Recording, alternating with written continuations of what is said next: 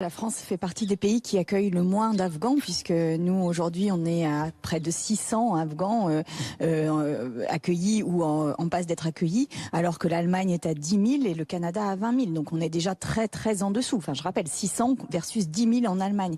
Et nous avons les moyens de la surveillance. D'ailleurs, cette garde à vue le montre. C'est-à-dire que nous avons les moyens de surveiller les personnes qui arrivent. Et oui, il faut le faire pour nous protéger.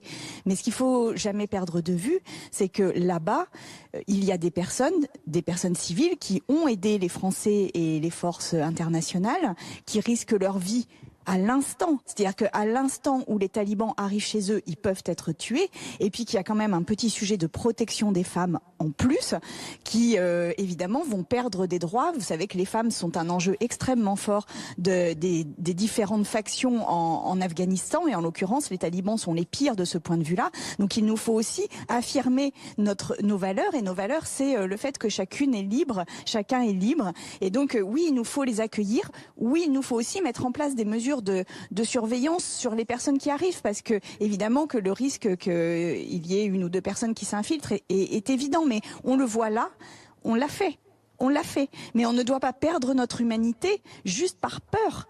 Là, les gens sont en danger immédiat.